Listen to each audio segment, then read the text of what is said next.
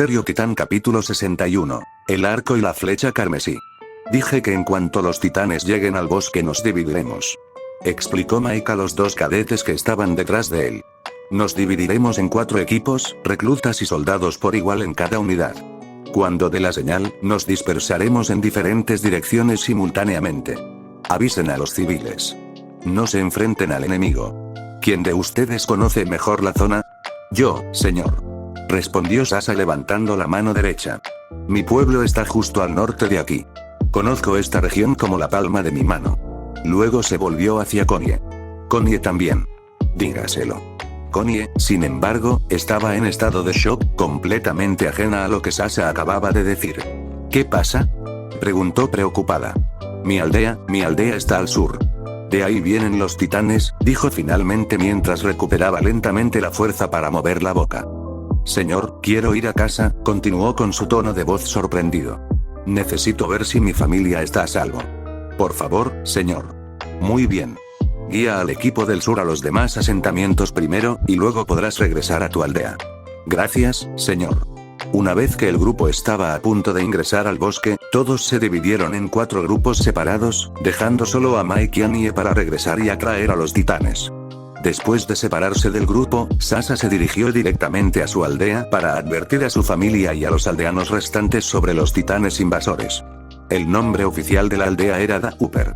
Era una aldea compuesta por un puñado de comunidades de cazadores que vivían cerca del bosque. Fue allí donde aprendió a cazar y desarrolló una obsesión por la carne. Mientras se dirigía al pueblo, ansiosa por reencontrarse con su familia y buscar consuelo en los rostros familiares, Sasa no pudo evitar notar el inquietante silencio que envolvía el lugar, antaño animado. La ausencia de conversaciones animadas y risas en el aire la dejaba perpleja y llena de inquietud. Estaba acostumbrada al murmullo de las actividades cotidianas que resonaban por el pueblo, como una sinfonía de comunidad y conexión. Los tenues susurros de los vecinos poniéndose al día, el tintineo de ollas y sartenes, las risas de los niños flotando en el aire. Estos eran los sonidos que formaban la banda sonora de sus recuerdos de infancia. Sin embargo, a medida que su caballo se acercaba a su destino, se hizo evidente que algo andaba mal. La ausencia de ruidos familiares intensificaba la sensación de vacío que flotaba en el aire. Incluso el susurro de las hojas y el canto de los pájaros, elementos característicos del bosque cercano que siempre le habían proporcionado un fondo reconfortante, brillaban por su ausencia. Era como si la naturaleza misma contuviera la respiración, reflejando la creciente preocupación de Sasa. La pesadez del silencio comenzó a agobiarla, haciendo vacilar sus pasos y acelerando su corazón. El otrora vibrante pueblo, donde había pasado incontables horas jugando y compartiendo risas con su familia, ahora parecía congelado en el tiempo. El miedo comenzó a apoderarse del corazón de Sasa mientras esperaba fervientemente que ese silencio fuera simplemente una aberración temporal. Al acercarse a la casa de su infancia, la anticipación se mezclaba con la ansiedad en sus entrañas. Las preguntas sin respuesta resonaban en su mente. Sasa respiró hondo, se tranquilizó y se preparó para lo que la esperaba tras la silenciosa fachada del pueblo. Acelerando el paso, una sensación de urgencia se apoderó de Sasa mientras conducía a su caballo fuera del denso bosque hacia la pequeña aldea. La visión de la enorme huella humana, claramente marcada en el suelo fangoso, había aumentado su preocupación. Era curiosamente demasiado grande para pertenecer a un humano promedio. Sin embargo, no alcanzaba el tamaño de los infames titanes de 15 metros. Su agudo instinto le permitió determinar que debía ser la huella de un titán más pequeño. La presencia de un titán en miniatura tan lejos en el campo la tomó por sorpresa, ya que no había previsto tal avistamiento en esa zona remota. Mientras galopaba por la tranquila aldea, su mente se llenaba de preguntas. Esta vez, se abstuvo de gritar por miedo a atraer a los titanes que habían entrado en la aldea. Si un pequeño titán merodeaba, siempre cabía la posibilidad de que se escondiera en alguna de las casas. Sasa vio enseguida un arco y una bolsa de flechas en el suelo fangoso. Los recogió con sigilo, sabiendo que podría necesitarlos. Finalmente, al adentrarse más, un tenue rastro de un intenso color carmesí captó su atención. La inconfundible evidencia de un rastro de sangre. Consciente de la necesidad de pasar desapercibida, Sasa desmontó hábilmente de su montura, asegurándose de que su presencia pasara desapercibida. Cada paso que daba era una danza cautelosa, pisando con cuidado mientras seguía el misterioso sendero que conducía directamente a la casa abierta más cercana, suavemente enclavada al borde del puente. Con cada movimiento cauteloso, sus sentidos se agudizaban, preparándola para la sorprendente revelación que la aguardaba. El inquietante silencio impregnaba el aire, aumentando la anticipación en el corazón acelerado de Sasha, mientras seguía tenazmente el rastro hasta que una visión espantosa la dejó sin aliento. El titán se había infiltrado astutamente en su pequeña e incauta aldea. Su inmensa figura ahora residía dentro de los confines de una casa ruinosa, dándose un festín macabro con una desafortunada mujer, sin duda la residente de la vivienda. Con una altura de apenas unos metros sobre ella, esta diferencia de tamaño le ofrecía a la insaciable criatura una amplia abundancia de carne para consumir. Horrorizada, la mujer yacía inmóvil, aparentemente resignada a su espantoso destino, agotada física y mentalmente. Era evidente que había gastado cada grano de sus fuerzas en una frenética sinfonía de gritos desgarradores, mientras el titán desgarraba sin piedad su extremidad expuesta. El tormento incesante se prolongó durante un período interminable, drenándole la voz hasta el punto de que ni un solo sonido, ni siquiera un débil gemido, podía escapar de su dolorida garganta. Además, la pérdida de importantes trozos de su pierna había provocado un flujo profuso de arroyos carmesí, lo que agravaba aún más su lamentable estado. Pero lo que más sorprendió a Sasha fue que no estaban solas. Sentada junto a la ventana estaba una niña, presumiblemente la hija de la mujer. No se había movido ni un centímetro desde que el titán entró y empezó a devorar a su madre. No sabía si estaba paralizada de terror al ver cómo la devoraban lenta y horriblemente o si simplemente había renunciado por completo a la vida y esperaba a que el titán la matara de nuevo, sin encontrar ninguna razón para seguir viviendo. Sea cual sea la razón, Sasha se negó a quedarse atrás y dejar morir a un niño. Sin dudarlo un instante, un reflejo instintivo alargó la mano hacia su fiel espada Odm, agarrando firmemente la empuñadura mientras desenvainaba rápidamente la reluciente hoja. Con un solo movimiento fluido, cortó el aire, y el filo de su arma impactó en la vulnerable nuca del titán. Abrumado por el contundente golpe, la inmensa criatura se desplomó al suelo, sin vida y derrotada. Casi instantáneamente, volutas de vapor hirviente emanaron del cuerpo deteriorado del titán caído, anunciando el rápido inicio de su proceso de descomposición. Con urgencia, Sasha se acercó rápidamente a la mujer herida y, con genuina preocupación, le preguntó: ¿se encuentra bien? Se arrodilló, asegurándose de estar a la altura de los ojos de la mujer, quien emitía débiles gemidos de dolor desde su pierna herida. Ver la sangre brotando sin cesar alarmó a Sasha. Reaccionando con rapidez, instintivamente buscó una prenda cercana.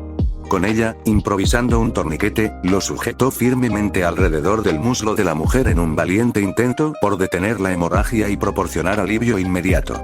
Solo aguanta. Pronto llegará la ayuda, dijo Sasha, tocándose la frente. Estaba increíblemente caliente. Sasha sabía que las posibilidades de que la mujer sobreviviera eran escasas, pero necesitaba intentarlo todo. Sasha se giró para mirar a la niña, que seguía callada, pero oyó temblar el suelo antes de que pudiera decirle nada. Los ojos de Sasha se abrieron de par en par. Sabía que se acercaba un titán, y este era alto. Sasha sabía que ahora era oficialmente una exploradora y que su deber era luchar contra el titán, pero sabía que existía la misma probabilidad de morir al intentar matarlo, lo que resultaría en la muerte de la niña. Sin pensarlo, Sasha, impulsada por una oleada de adrenalina, se levantó bruscamente y sujetó con fuerza la mano de la temblorosa chica, entrelazando los dedos en un fuerte apretón. Instando a la chica a moverse con rapidez, la determinación de Sasha fue inquebrantable mientras obligaba a su compañera a correr hacia la salida a toda prisa. Al salir, una ráfaga de aire frío les golpeó el rostro, y en este repentino cambio de escenario, los ojos de Sasha se abrieron de par en par, alarmada. Más allá del perímetro de la aldea, asomándose entre la densa vegetación, emergió una figura, un titán. Su silueta medía al menos 10 metros de altura, empequeñeciendo por completo los árboles circundantes. Cada paso que daba temblaba el suelo, provocando que pequeños pájaros alzaran el vuelo frenéticamente, con sus alas aleteando caóticamente en el cielo, buscando refugio de la inminente amenaza del titán que se acercaba. Mientras Sasha y la niña corrían desesperadas hacia el caballo, sus corazones latían con fuerza de miedo, tanto por ellas como por el aterrorizado animal. El gemido del caballo se hizo más fuerte mientras temblaba incontrolablemente, claramente abrumado por el enorme tamaño del titán que se acercaba y su inminente destino. Sasha hizo todo lo posible por calmarlo, susurrándole palabras tranquilizadoras al oído y acariciando su crin temblorosa. Sin embargo, a pesar de los esfuerzos de Sasha, el pánico del caballo solo aumentó a medida que los atronadores pasos del titán se hacían cada vez más fuertes y cercanos, resonando en el aire con una intensidad escalofriante. En un repentino ataque de miedo, el caballo salió disparado, liberándose de las riendas y desapareciendo en la distancia. Sasha y la niña intercambiaron miradas preocupadas, al darse cuenta de que su única opción ahora era continuar su ida a pie. Mientras seguían corriendo, Sasha supo que no tenía ninguna posibilidad de superar a un titán. «Huye y no mires atrás», le gritó Sasha a la chica, empujándola. Sasha desenvainó rápidamente su fiel arco y alzó la vista para encontrarse con la mirada del titán, que reveló una imponente figura de rasgos masculinos y una expresión triste. En una fracción de segundo, disparó su flecha con precisión, atravesando el ojo derecho del titán, provocando un horrible grito de agonía que resonó en el aire. Aprovechando la oportunidad, Sasha maniobró hábilmente su Odmgear, impulsándose hacia la pierna derecha del titán con la ayuda de su gancho. Aunque el formidable enemigo ignoraba su presencia, su atención se había desviado momentáneamente por la implacable lluvia de piedras lanzada por la chica. «Buen trabajo, chica», gritó Sasha. Con un movimiento rápido y preciso, Sasha cortó hábilmente la vulnerable nuca del imponente titán, haciéndolo caer de rodillas antes de estrellarse contra el suelo de cara. Sasha aterrizó incómodamente de espaldas sobre el titán, ahora sin vida y en descomposición. Con una mueca de incomodidad, Sasha emitió un leve gemido de dolor y se masajeó suavemente las nalgas doloridas mientras intentaba recuperar la compostura. Sasha miró rápidamente a la chica, que seguía lanzando piedritas a la cara del titán muerto. «Oye, no pasa nada. Está muerto», dijo Sasha rápidamente mientras saltaba del titán antes de acercarse a la chica, quien dejó de lanzar piedras y la miró. «¿Está muerto?» «Está muerto», confirmó Sasha mientras miraba a su alrededor, tratando de ver dónde se había ido su caballo. «GRRR. ¿Por qué tuvo que salir corriendo mi estúpido caballo así?», gritó sin pensar. Su voz era tan fuerte y llegó tan lejos, que le sorprendió que no asustara a la niña. Pero las cosas empezaron a mejorar para el dúo cuando oyó el trote de un grupo de caballos en su dirección. Sasha se sorprendió al ver que su padre estaba entre los que cabalgaban. Y junto a él estaba su caballo desbocado. «Sasha. ¿Estás viva? Papá. ¿Cómo nos encontraste? Te oímos gritar a lo lejos y pensamos que estabas en apuros. Seguimos la columna de humo hasta encontrarte. ¿Supongo que este es tu caballo?», preguntó en broma. Sasha asintió con una gran sonrisa. «Papá, necesito tu ayuda». Punto de vista del escuadrón Mike. El escuadrón Mike corría sin descanso tras Connie, quien estaba demasiado impaciente para pensar con claridad qué hacer si se encontraban con algún titán en su camino a su pueblo natal de Ragako. «Connie, despacio. Contrólate. Podría haber titanes en cada esquina», le gritó Floch.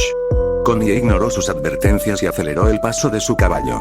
Estaba decidido a descubrir el destino de su aldea tras enterarse de que los titanes invasores habían llegado del sur, donde se encontraba. Necesitaba saber si su familia estaba bien. Y si no, al menos quería confirmar su muerte encontrando sus cuerpos. O lo que queda de ellos. Al igual que la aldea de Dauper, Ragako estaba vacía. No se veían señales de vida por ninguna parte. Pero a diferencia de Dauper, algo no cuadraba en Ragako. Muchas casas habían sido destruidas, sobre todo los tejados. Las calles estaban sembradas de escombros hasta donde alcanzaba la vista. Cuando Jin y los demás finalmente alcanzaron a Connie, también se propusieron destruir parcialmente la aldea. El escuadrón Mike tenía una expresión de comprensión en sus rostros, al igual que Floch y Jin. Recordaban lo que Eren les había contado sobre los titanes puros. «He llegado a casa», grita Connie a todo pulmón, anunciando su tan esperado regreso a casa. Pero nadie respondió, ni un alma. Presa del pánico, Connie se dirige a su casa. Jin corre tras él, preocupada por si lo matan. «Connie, para. No puedes irte y». Jin se congeló cuando notó lo que había asustado tanto a Connie de repente. En los restos de su casa, un titán yacía boca arriba, mirándolos fijamente a pesar de tener la visión periférica invertida. Su cuerpo estaba desfigurado, empalado en vigas rotas del techo y costillas expuestas. Sus brazos y piernas eran inquietantemente más pequeños que su cuerpo, lo que le impedía moverse siquiera un centímetro. «Oh, Dios mío», murmuró Jin en voz baja. Esa es mi casa», dijo Connie débilmente. Connie, lo siento mucho, respondió Jin con simpatía. El resto del grupo pronto los alcanza y posa sus ojos en el único titán que queda en la aldea. ¿Alguno de ustedes, chicos, encontró algún superviviente?, preguntó Helgar. No, señor. Todo el pueblo está en ruinas, respondió Flox primero. Están todos muertos. Connie empezó a desmoronarse, llorando, gritando y chillando. Jin lo abrazó para intentar calmarlo. Connie, por favor, cálmate. Quizás algunos lograron escapar. No lo sabes, lo animó Jin, intentando calmarlo, pero él sabía que las probabilidades de que fuera cierto eran escasas. Connie se seca las lágrimas con la manga de su chaqueta y mira a su amigo. ¿De verdad lo crees? ¿Crees que están vivos?, preguntó con un destello de esperanza en la voz. Claro. Asintió para tranquilizarla.